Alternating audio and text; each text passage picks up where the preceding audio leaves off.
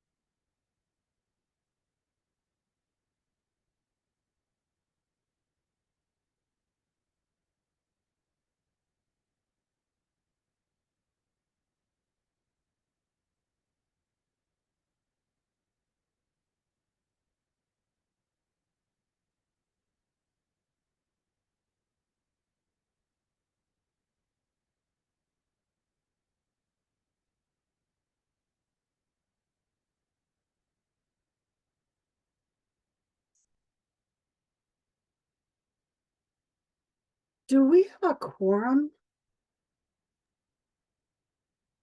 Not yet. We're waiting on one more counselor. Okay, great, thank you.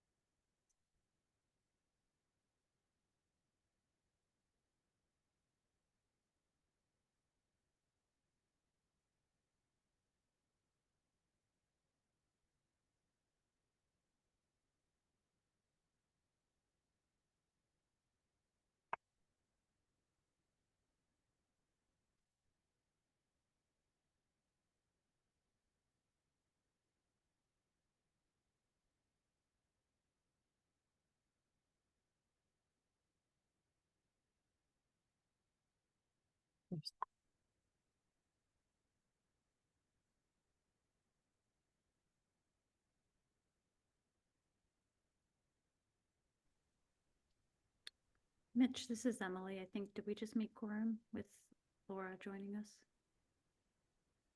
Yes. Okay, cool. All right, then why don't we get started? Is Roger here? No, not that we are aware of, unless. Yeah, I don't see he's him on either. a different- Well, first, just let me say welcome to everybody. I hope you're having a great week. I think Roger was going to be doing the land acknowledgement today. Is there somebody else that might want to do that in his stead?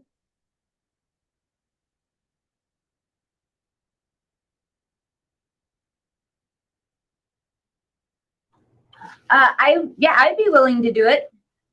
Great, thank you. Land acknowledgement. A land acknowledgement is a formal statement recognizing the indigenous people of a place. It is a public gesture and appreciation for the past and present indigenous stewardship of the lands that we now occupy. The Anchorage Coalition to End Homelessness and the HPRS Advisory Council would like to acknowledge the Dena'ina Athabascan people on whose traditional lands we gather, as well as all indigenous people of Alaska. For thousands of years, the Dena'ina have been and continue to be the stewards of this land.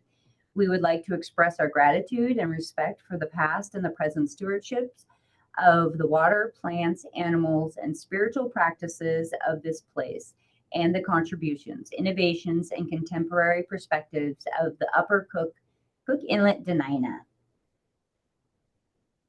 Thank you. I appreciate that. And then we have Jenny. Hey, Jenny, you're gonna do a mission moment for us today? Yeah. So Food Bank of Alaska is a statewide organization, And we work with almost 150 partner agencies across the state, including about 36 partners between Girdwood and Talkeetna. And of course, with our focus on homelessness, I wanted to focus on one of our programs that actually directly supports our unhoused community members.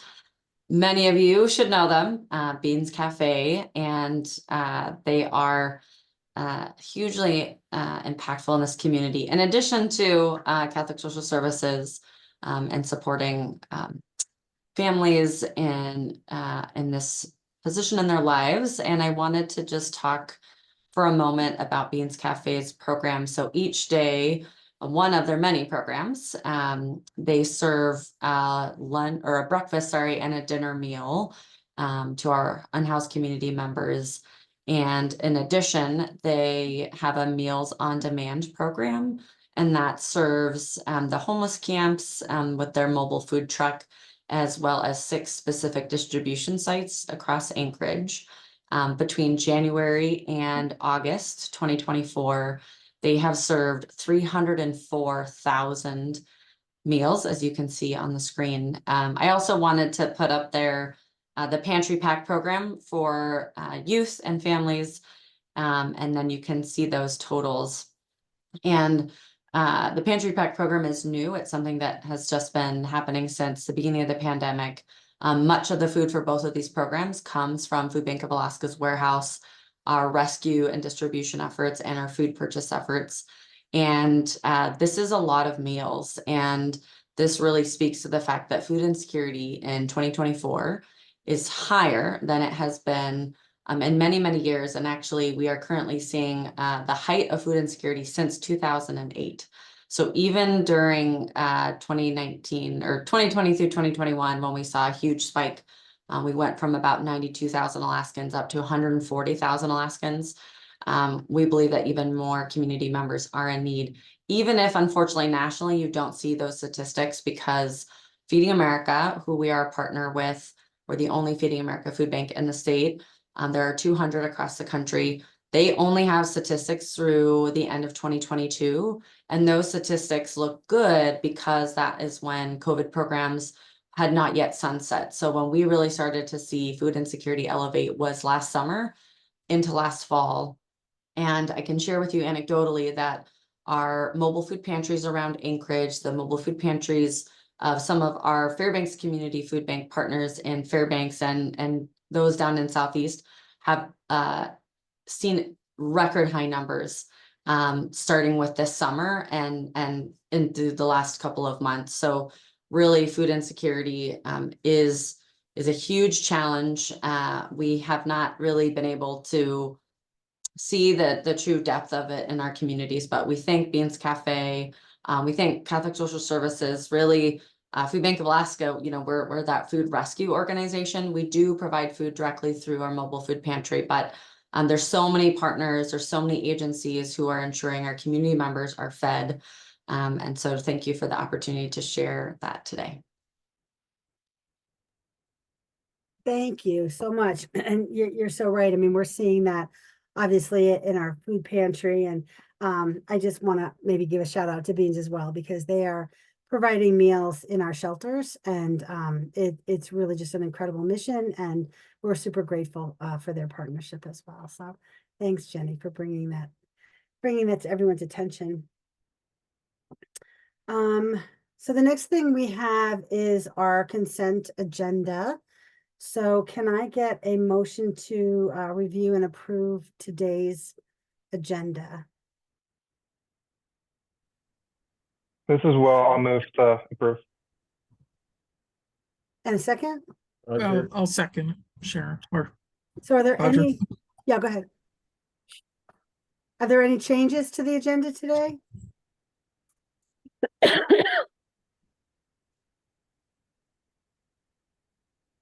Okay, hearing none.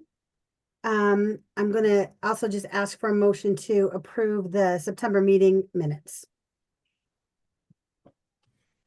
This is Will. I'll move to approve. And can I get a second on that? This is Jenny, I'll second. So are there any discussion or changes to the September minutes?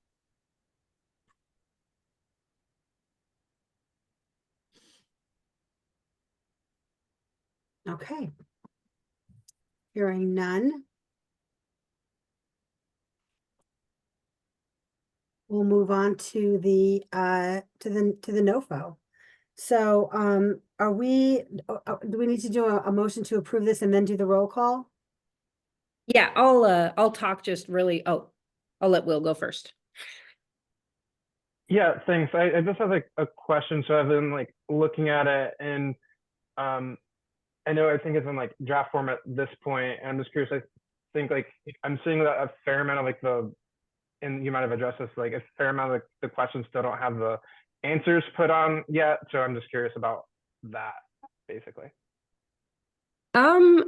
So some of the questions don't have answers at all. There's some questions that don't apply to our particular application. But most of them should have answers. I will go back through that and we'll have it posted on our website as well. So just to share a little bit of some background, the process, how we got here, and what the next steps are. As everyone knows, our collaborative application is two parts. One is the project applications, so the renewal project applications, and then the bonus project applications.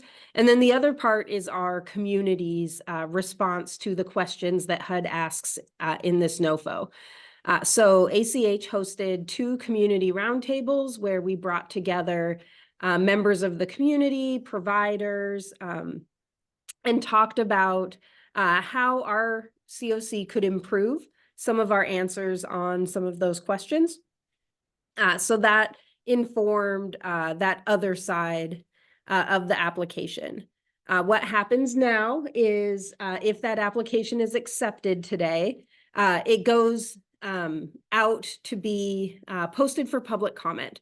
So it will be posted for a minimum of 2 days on our website. Our intent is to post it for 4 and submit on Tuesday. So over the course of the next 4 days, we'll receive input back from people on suggestions that are ways we could answer a question better, something that might have been misstated. And then we have that opportunity to make those edits, incorporate that public comment, and then hit submit in eSnaps.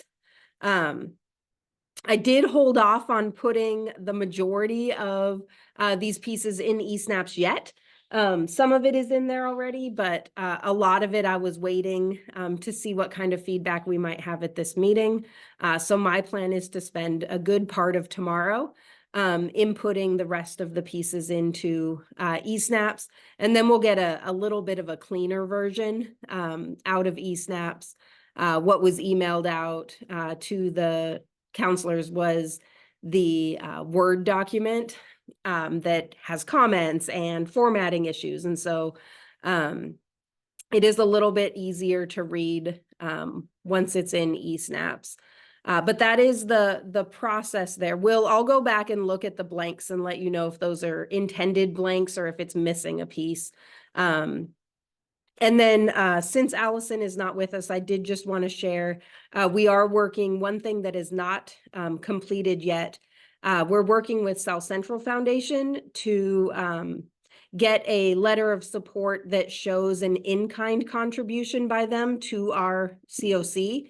And that is worth a decent amount of points to HUD if you can show that you have healthcare organizations providing support to COC funded projects that has a dollar value, an actual monetary value that they're willing to go go on the record and document. So we will be adding that as an overall document to our application in hopes of improving that particular score. Last year, we got 7 out of the 14 points there. So we're hoping that by showing a variety of healthcare integrations and in-kind support, we can bolster that particular section. So that piece, that particular attachment is not complete yet, but as soon as I have that back, from South Central Foundation, it will be incorporated and be part of the submission on Tuesday.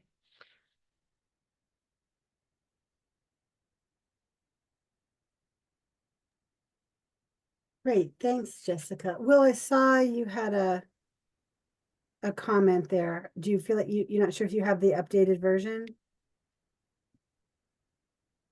Yeah, that could just be something to double check from the email. Just that, like, maybe it's just an older version. That's why it's not. That could be. Why something I will seems go like- back as soon as we're done here, and I'll send you an email and let you know.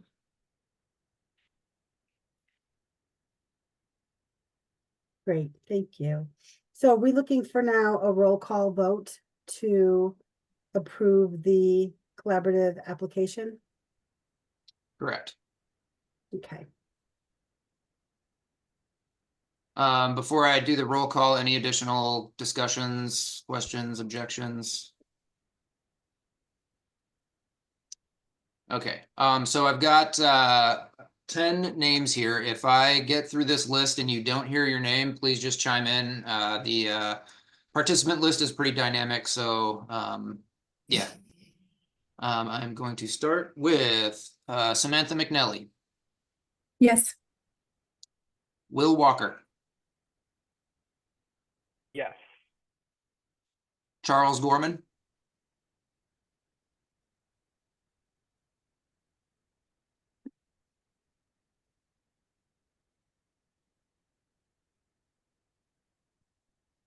Charles, are you there? See your mic's on. We will circle back. Robin Dempsey, Yes. Amber McPhail, Yes, I'm here. Dave Kuiper, I'm here. Jenny DeDrapa, Yes. And Laura just Cox to Wilson. clarify, I'm hearing people say yes, they're here. Are you also voting in favor, just for clarity? Yeah, folks, this is your answer is whether or not you approve the NOFO collaborative application.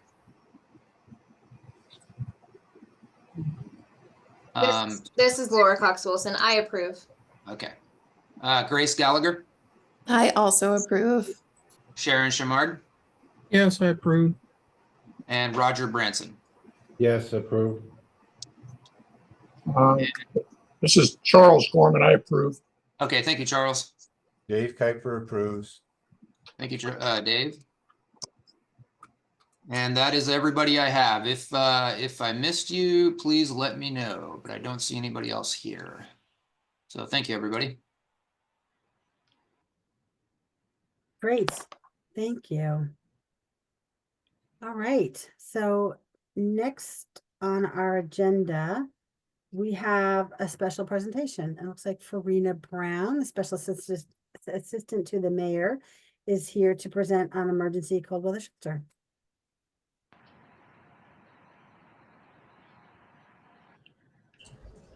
Can you hear me? Yes, we can. Okay, excellent. Well, good afternoon, everyone, and I appreciate the invite to connect with you all. I did share with Jessica, and I just sent it over to Lisa, a copy of the updated housing and homelessness strategy. There's not really any real update to that other than we did a lot of cleanup to this document.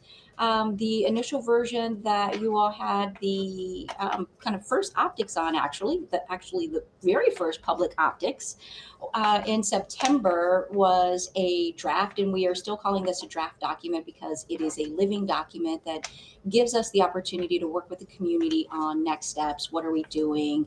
And really ensuring that we have some shared accountability and metrics as we move forward. What you will see is a lot of just technical cleanup, layout. There isn't anything substantially different from this version of the document than the original presentation. If you want to scroll down to the next page, the nifty, yep, there you go. The nifty thing about this is that it is now in a booklet format, which is well outside of my skill set or expertise. I am very old school, one big ledger page with all the info. Most relevant, and I think what I'd like to point out is that we have hit our first 100 days and really just pleased about what progress has been made. We had hoped that we would have the emergency cold weather shelter, all of our services stood up by October 15th. Best laid plans, we aren't too far away from that October 15th date. We did transition over the East 56th Avenue congregate shelter on October 15th from Henning to Catholic Social Services is the current vendor. That transition went really well, and just excited that, as many of you know and are likely tracking, that the ongoing funding for continuous operation of a congregate shelter has been built into the mayor's proposed budget as a general operating cost. So that really signals, and more than signals, but demonstrates a commitment that this administration is looking to ensure that we have safety net services, starting with the ongoing operations of congregate shelter alongside all of the other partners who have stood in this space providing shelter services in one capacity or another. We are very excited that we have our first non-congregate site that was approved during the regular assembly meeting on October 22nd. The contract for Henning for 200 non-congregate beds was signed. That will be 3 locations, the Alex, Merrill Field, and Henry House. We are still working through the administrative process for signatures. So that is kind of the only updates that I can give you. We do not have all of the ins and outs on onboarding into non-congregate. I will be working very closely with the coalition to provide that information and push it out to partners as soon as possible. What I do want to remind the group, and I know all of you were just pins and needles going through this document in September that is now also available. What I said in September, I will echo again now. In our first 100 days, we identified, and I stated at that time, that we will be working with the coalition and other partners to coordinate shelter and housing resources, and for people moving from camps being prioritized by vulnerability. That is specific to both our congregate and our non-congregate shelter during the emergency cold weather period. What we really want to do is make sure that we are identifying individuals that are on that coordinated entry list. As you all are likely also tracking during the mayor's rollout of her budget, she specifically talked about having some additional funds available for rapid rehousing. If we know where individuals are as we are putting out those RFPs for rapid rehousing, it gives us a greater opportunity to move people and create flow in the system. And so much of this all waterfalls down from starting with kind of a benchmark with our coordinated entry, working with our vendors to talk about what do our pathways look like, and then how does that inform what we're doing in our other housing options like rapid rehousing. I will pause there because that's quite a bit of information in about 4 minutes. Do you have any questions before I move on? Hi, Fruna, this is Robin. I do have a quick question about maybe the coordination that's happening with the coalition around people going into congregate and non-congregate shelter. And I'm not sure if there are meetings maybe that are happening already, but wanting to make sure that, you know, as one of the folks, obviously, you know, operating the shelters, just being a part of those conversations. Absolutely, Robin. So you would know if there were meetings happening. We don't have signed contracts. Okay. So there can't be meetings that are happening. So I should frame and couch that once we have our signed contract with our non-congregate provider, we will bring all of our vendors together to identify process. So I'm just redirecting everyone back to what is in the written document so that there's not any misunderstanding around what our intent is and what has been our stated intent and where that's being communicated. Great. Is that helpful? Yeah, that is, thank you, I appreciate that. Absolutely. And it just, again, and I want to really impress upon the group that moving this way really allows for continuity and communication around all aspects of what we're doing when we're thinking about kind of our rapid rehousing projects.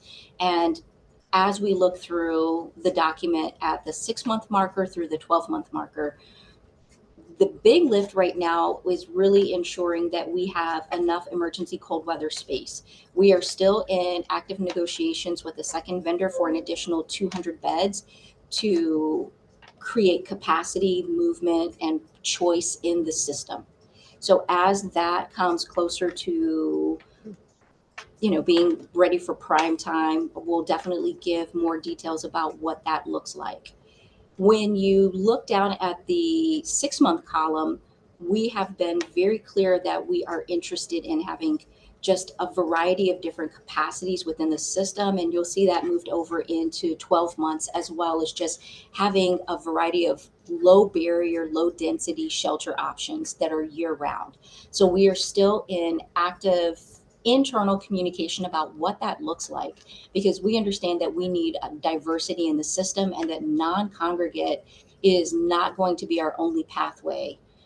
I will share with this group my very short kind of runway in this position and engaging with the community is there are a lot of optics around individuals that are going into non-congregate and then what? How are we demonstrating that there is not just the life safety factor of ensuring that we have somewhere safe and warm for individuals to go, but how are we actually creating outcomes for those folks? So I am grateful for our partners at AHD that wrote in components of both our congregate and non-congregate contracts to include case management, peer support, and really just linking and partnering. And for our vendors that are standing in that space and working with the individuals that are coming into congregate and non-congregate. But for this group, it is more than just those two entities. It is about partnerships that we create that movement in the system and having opportunities for feedback on where we may see folks stagnating, kind of what is that expectation? Because one of my bigger concerns is that as we are reporting back to the community and to the assembly, I don't believe that it is a fair metric to say this vendor didn't meet this outcome. What is the accountability and the motivation for the individuals that are in our services? And that's kind of across the board. How are we building that motivation? How are we identifying and helping people move through the continuum, which may not always be housing. It might be treatment. It might be linking someone to just some general counseling, to some intensive counseling. It might be connecting someone to a peer support because they're experiencing domestic violence. To me, there are a number of measures that demonstrate the good work that everyone does that's absolutely necessary for the work that we do when we're talking about human beings. Human beings aren't widgets, so it sounds really good to say that 100 people moved into housing. Well, that's great. But what did we do for the other 300 people that maybe didn't get into some type of a housing situation? Were we able to link them to other services and resources? And what kind of change did that create for them in their life and in their life experience and in their overall trajectory of recovery and whatever recovery for them means? So my first, 60 days or however long I've been in this role has been a lot about not just the critical pieces of the immediate need to ensure that we are standing up services for life safety, but it's also stepping back with a critical eye on how are we partners in thinking about change in the continuum and the way that we communicate that change and the way that we think about how we work with people. I want to take a minute and talk about the budget. As everyone knows, a municipal budget is always budget constrained when you want to bring in additional services. The mayor identified homelessness as a critical priority in how we change the way that we care for our unhoused neighbors, first and foremost by fully funding the mobile crisis response team to 24/7 operations and including congregate shelter for year-round operations. Those are operational costs that have to come from somewhere in an ever-shrinking pot of money. That then resulted in a variety of very hard decisions that had to be made about where do the funds come from if there's not additional funds coming into the system. So there was a 10% reduction in the unified funding plan as a way to really try to make sure that we are identifying that we believe in all of those ancillary supports that are necessary to create movement in the system, but recognizing that we are resource constrained. And it is uncomfortable to have to make those types of decisions. I am happy that there is not one individual vendor or one service that we had to say, sorry, we're just not going to fund this. There are things that didn't make it into the budget, but as much as we could create and keep whole the services that have been critical to homeless service provision, we were able to keep in there and as with minimal cuts as possible. I do want to acknowledge that the budget that you're seeing is kind of tentative. The Assembly will have an opportunity to review the budget and submit a budget substitute. That should go forward, I believe, on 11/8. So what you're seeing right now is what the mayor believes is the vision and how we can move forward, and couching that with what her priorities are, which public safety, homelessness, snow removal, what may happen after the Assembly has an opportunity to review and add, cut, remove, or leave the budget as it is unknown.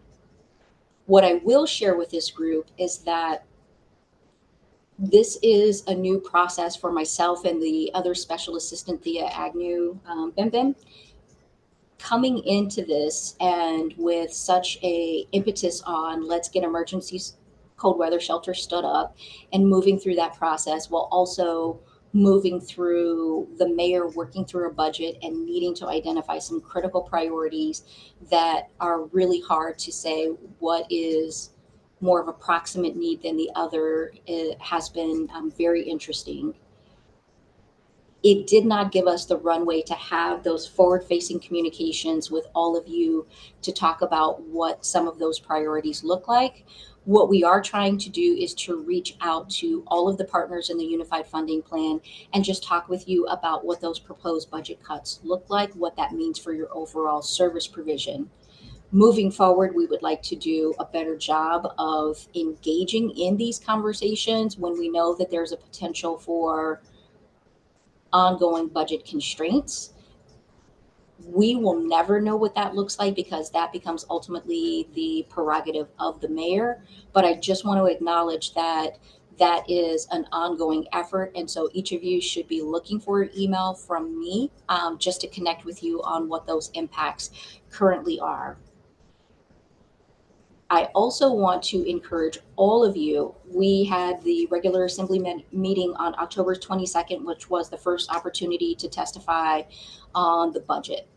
And there were not a lot of providers there that gave any kind of testimony. So I really want to encourage you to participate in the November the 6th regular Assembly meeting, which is going to happen on a Wednesday with respect to the election being on November the 5th. To really talk about what you think is good, bad, or indifferent in the budget, how it may impact your organizations or just the overall continuum. That information is essential for our Assembly members to hear as they are making their decisions and they are thinking about where to either add money, to take money, or to leave things standing. With that, I will take any questions that you might have.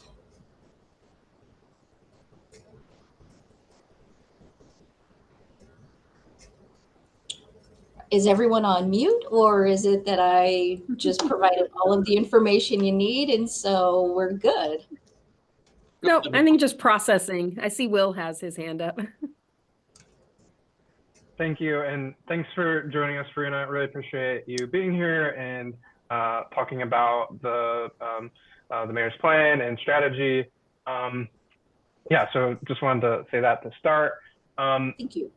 So I chair our community prioritization committee, and this has actually been something that we've been talking about is, trying to engage with stakeholders and, improve coordination, which I see is also kind of one of the items on the mayor's agenda. And so I think we've had discussions and we've been hopeful to, engage with you and others at the municipality, as well as, again, other stakeholders throughout the community to kind of build on and develop these relationships in terms of my committee, kind of identify where the needs are and see how as a committee we can be useful to your needs. And so I wanted to mention that. I'll probably be reaching out like offline to kind of further discuss. And I think also we've identified, and seen in the plan, items related to data. And I don't want to volunteer anyone, but we also have folks, I think, in the COC who relate to data, Sharon and Kim, and others. I'm on the data committee as well, who are interested in kind of those components as well. And just want to continue as an invitation to continue to engage with the COC and see how we can be useful to the rest of the community. Excellent. And Will, I will tell you, I ran into Sharon at Project Homeless Connect, which was a great event because that just reminded me of why I do this. I had so much fun just being there, but I ran into Sharon and I was like, Sharon, I hear you're going to have some data, that we could be data partners. So very excited about that. I will speak to it a little bit. It's in our strategy document and I probably addressed it in September. Wow, it was only September. I believe that it really helps us to tell the story about how we use our resources when we are looking at data. This is, now you're just kind of getting my unprepared and the unvarnished, unvetted Farina thoughts. When I think about how we could use coordinated entry to move people, if we have, let's say, the first 50 people we are unable to find month over month, are we using the right resources to engage people? Do we need to rethink what it takes when we're talking about the hardest to serve? Having data, using coordinated entry really helps us to talk together as a group and be evidence-based to say that this is really interesting. Are we seeing that it is not a matter of being able to locate and contact people? It is a real conscious decision that these individuals are just uninterested in coming inside right now. Is it they're uninterested in coming into a non-congregate setting or a congregate setting because they want an apartment, or is it none of the above? What is it that we actually need? And are we seeing that if we are down to numbers 442 through 527, those people they have phones, they have access, we're able to get them into one of these options or many different options. What makes those folks different than the people at the top of our list, from the middle of the list to the bottom of the list? I think data helps to tell the story, but it also helps us to be very clear about how we best use our resources. And then we can look at our continuum and we say, who's working in this space? Is it that we've not done a very good job of communicating and building a referral network and making sure that we're actually connecting the right target population with the subject matter experts that are operating and providing those services? Or is it that there's a gap that just doesn't exist to serve those individuals? So that's my kind of goal and my hope that we will see over the coming months, and that all of you will be thought partners in how do we co-create some solutions to what we're seeing.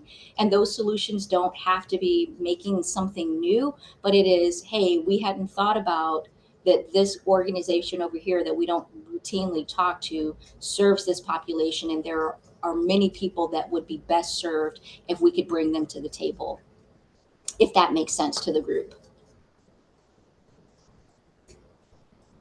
And I'm going to pretend like I see a lot of smiles and nods. So thank you. Thanks for sharing. Any other questions? This is Roger. Hi, Roger. Hey, I'm just curious about the second 200 beds. And I understand it's still in negotiations. Is there, if the negotiations are successful, is there any anticipated when those will come online? You know, Roger, I learned the hard way. When you give people dates, the universe is like, well, that was nice of you. That doesn't mean anything to us. So I am optimistic anytime now. But no, we are still in the confidential negotiation process. We would need to put forward anything that is finalized to the assembly for review of the contract. The next assembly meeting is November the 6th. I would be hard pressed to believe that we would have something available for November the 6th in front of the assembly. I am happy to be pleasantly surprised that tomorrow something may come through like all set, signed, and delivered, ready to go. But more than likely, I would anticipate having some real updates and some real traction for the next assembly meeting on November 19th. The universe has taught me, though, that when I give dates, you know, they're at my own peril. That makes sense. And we still haven't seen our first snow. And from my past experience, the campers that are out there dug in, they'll be there probably through the first, second, maybe third snow. Some of them will be there till the holidays, till after the holidays. That'll be when the bulk that are out there actually do come in. It's my experience. But how fast do we expect the first 200 to fill up? And would our focus be on getting that full first and up to scale before we bring the other 200 on, or am I just kind of anticipating things that aren't ready to be talked about yet? Roger, I honestly don't know how quickly we will fill up the first 200 beds. There is a lot of anecdotal information that I can share with you. I have some folks that are saying, you know, nope, not interested. It's not quite cold enough. And then there's, you know, a small handful of people that are like, you know, just waiting because shelter capacity is at capacity with some bed turnover, you know, 5 to 6 per day. So is that reflective of enough capacity at shelter that people aren't going to immediately fill the non-congregate? I genuinely, I don't know. When we are kind of sitting down with both our congregate and our non-congregate vendor and the coalition, we'll have those types of conversations, and those will be happening here pretty quickly once the non-congregate contract is signed, to talk about what have we seen, what does the data demonstrate in the past, and how does that work with our coordinated entry list.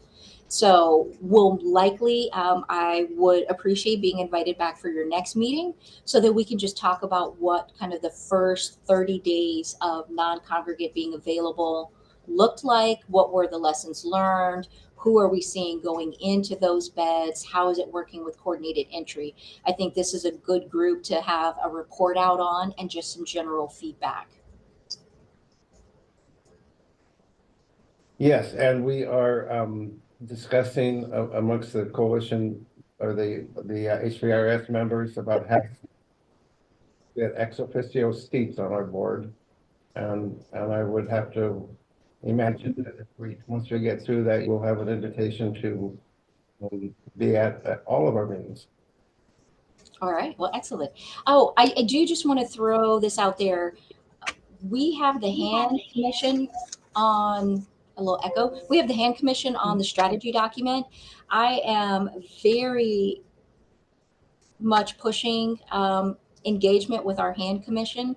I think that they are an entity that was stood up to advise the administration in years past. And for whatever reason, we have not really utilize the hand commission. So I just want to encourage all of you to make sure that you are reaching out to that group, because I am reestablishing relationship there. I will be attending their monthly meetings and just kind of working with their the commissioners for kind of that ongoing feedback loop and information on what we're doing. It's also a great place. I've been directing community members so that folks have a voice. It is often better when we have community members that are not just participating in a community council meeting, where sometimes those can be very very emotional in how people are experiencing their unhoused neighbors, versus a meeting that is geared towards solutioning.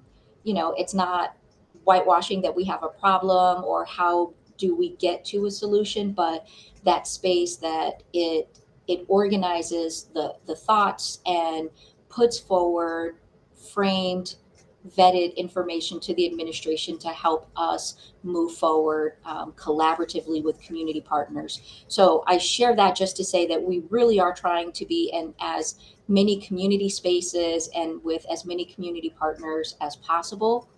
And that is just another avenue to think about supporting. And I know they're going to have a few open seats. So also, if you're interested in becoming a commissioner. Sounds good. And, you know, when we think the official seats, there could be some favorability about having somebody from the hand commission here. And maybe we could just kind of share some people back and forth. I'll renew my application to the hand commission. Excellent. Alexis Johnson, go ahead. Yeah, sorry I jumped on late, everyone. Farina, I was just wanting to follow up with using the CE list. Is it going to be like 1 through 500 and then we're going to match like when people show up? Are we going to be turning away walk-ins? I'm just trying to figure out the flow of things. Hi, Alexis. Hi, how are and we will be, I'm very good. We will be coordinating a meeting with all of the vendors, you, Henning, Catholic Social Services, and the coalition, just to make sure that we are all on the same page. So we don't have those details for prime time right now, but all very good questions. And we will have answers once we're all sitting together so that we're all on the same page. What I want to share with this group is having the vendors a part of the conversation is to make sure that we are not overlooking anything that wouldn't come up operationally. What I realize when you're working at an administrative level, you don't see what happens as boots on the ground. So I am always interested and available to make sure that anyone that is operationalizing what we are asking has a seat at the table to make sure that you're a part of the discussion, so that anything that could be a challenge or a barrier that we've addressed and it just wasn't overlooked because we weren't aware of it because we aren't boots on the ground. So yes, and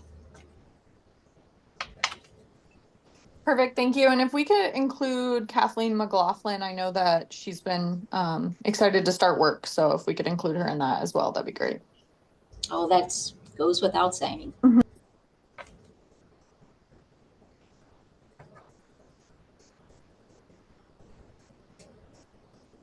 Anything else? All right, Robin, I'll turn it back over to you. Farina, thanks so much for coming and sharing all that information. And I really, really appreciate the collaborative efforts on the part of the mayor with vendors and with this group. So thank you, appreciate that. And we will definitely forward an invitation to the next meeting. So really appreciate being kept in the loop on all these pieces. No problem. You guys have a wonderful afternoon. Thanks, you too. Thank you, Brenda. Bye-bye. Great. All right. So I know we're getting close here. Next up is our advisory council reports. And I know that they were all in the packet that we received. I think we're doing that really so that people have a chance to review and ask questions rather than having report outs. So are there any questions about any of the reports or any discussion that anybody would like to have?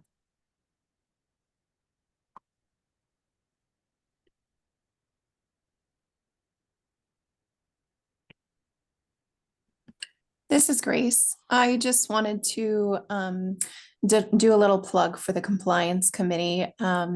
I'm sure that many of you know, but some of you may not because we're all virtual, but I am going on maternity leave here shortly, and we are actively recruiting for additional members for the Compliance Committee. So if you have any interest, there are a few meetings in the month of November that we'll be doing some work on, and we'll also be going over some of our plans that we've laid out for the next year. So if you're interested at all, please contact myself or Roger Branson, who's the co-chair. Thank you. Thank you, Grace. Thanks, Grace.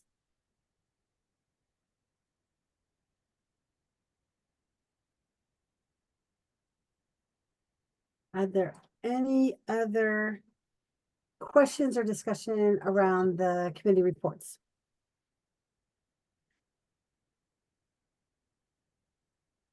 Okay, hearing none. Robin, yeah. this is Kenny. May I add something? Yeah. Thanks. I had mentioned this in our committee, but I also was grateful for Frina to mention it with Sharon on the data and Grace on the compliance and Will with. I think we have a lot to offer. That plan that she showed us with the 100-day, 6-day. I think those committees will be able to fill in the gaps to support those very well. And as we position ourselves for that, that will gain that much more relevance too. So thank you. Thank you. And sorry if I'm not seeing, I know I'm not seeing everybody's face over here. So I'm not sure if there's anybody else that has a hand up, but I'm assuming not. And we'll move on to the next agenda item. So good news and community events. So does anybody have any good news or any events that they would like to share? This is Jessica. I just wanted to share, I've talked about it at a couple different meetings, but have also been traveling for the past couple weeks. But I just wanted to say thank you so much to everyone who participated in Project Homeless Connect, whether it was coming as a volunteer, as a service provider manning a table or handing out items, or as someone experiencing homelessness who came and participated in the event. Thank you. Thank you. It was successful beyond my wildest dreams. There was a lot of logistics to manage holding it at the library while the library was open to the public at the same time.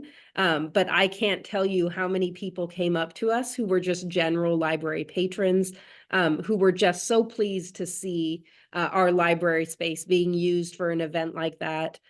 We gave out 498 winter jackets.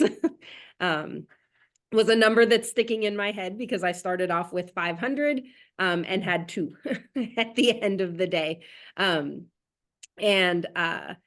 Just really am appreciative of everyone who came. We do have some really limited supplies, and we'll be restocking for the winter from the street outreach team. So as we continue to encounter people who are outside, who need that winter gear, who maybe weren't able to attend the event or weren't experiencing homelessness at that time and now are, we will have winter gear out with our outreach teams as well. Hats, gloves, boots, coats, snow pants. So we'll get restocked, and we'll have some supplies throughout the winter with the outreach teams as well. But again, just thank you everyone who participated, and it was a lovely event. Thanks, Jessica. Kenny, go ahead. Yeah, thanks. Thanks for letting me join your guys' COC meetings. It's such a privilege to see everyone coming and the work that's being done. I asked Allison a few months ago. I'm sad that it's been taking me so long to do anything, but I asked her how I could be helpful as just a person. And she asked that maybe I follow up on, there was a retreat. When you guys went to your retreat this summer, there was some questionnaires about visions and plans and so on. I guess some had turned it in, but others hadn't. She invited me to follow up with those. So if I reach out to you, it was just my effort to try and help out to support what you guys are doing. So thank you.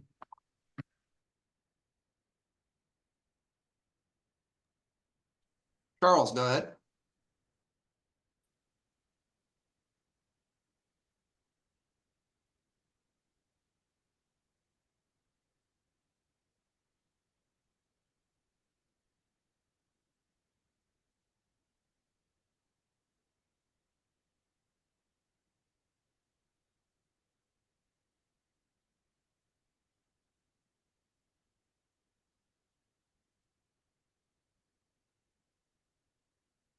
just maybe a quick question before we conclude. I don't know if I've seen information about our November meeting, which would currently take place on Thanksgiving. Oh, I assume we're moving it up a week.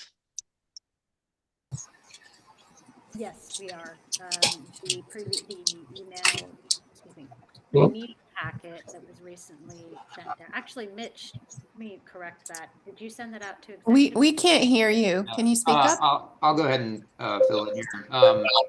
We have tentatively put out the 21st. I believe that's the week before, the Thursday before, so just moving it up 1 week.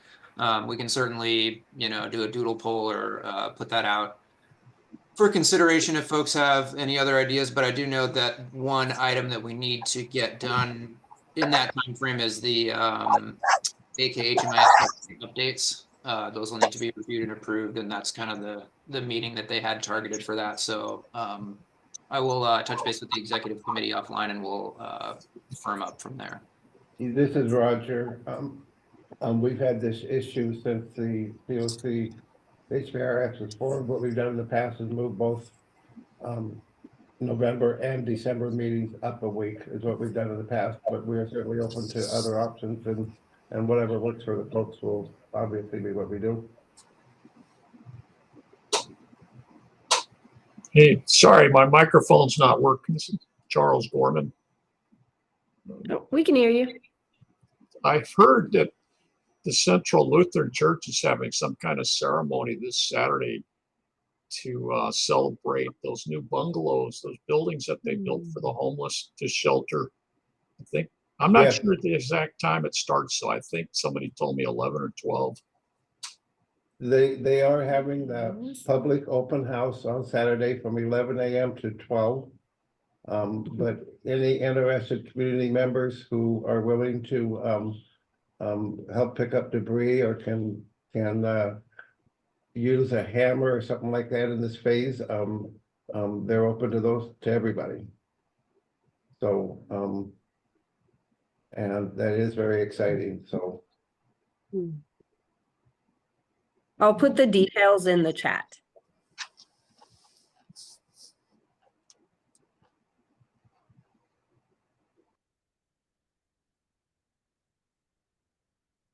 all right. So is there anyone else that has any good news or celebrations that they want to share?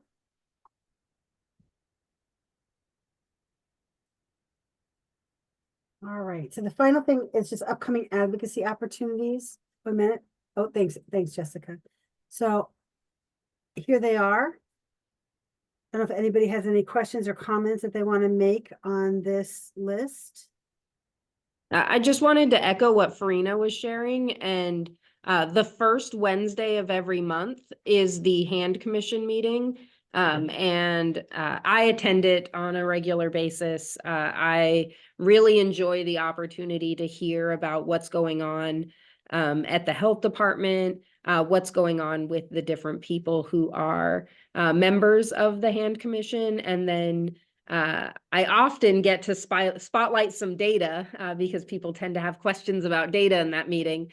So I really encourage people to attend that meeting. It's on the first Wednesday of every month from 4 to 5:30, and it's either in person down at the health department building in their conference room, or there's a Teams option, and you can get to that from the Muni website. But it's a really great meeting and a really great opportunity to provide some insight. And I'm excited about Farina and her team's plans to really reinvigorate some of the work that commission is doing and the way that they are able to funnel advice through.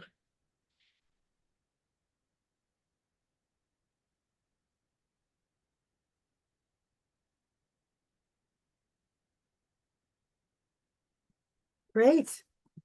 All right. Are there any other comments or discussion around the advocacy items?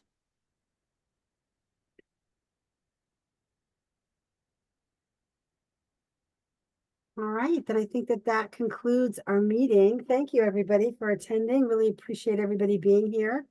And can I get a motion to adjourn? motion to adjourn. I'll second. All right. Well, have a great rest of your day, and I'm sure we'll be seeing each other over the course of the next few weeks. Thanks so much. Don't forget to vote. Yes, don't forget to vote. Thanks, Right. everybody. Thank you. Hi, everyone.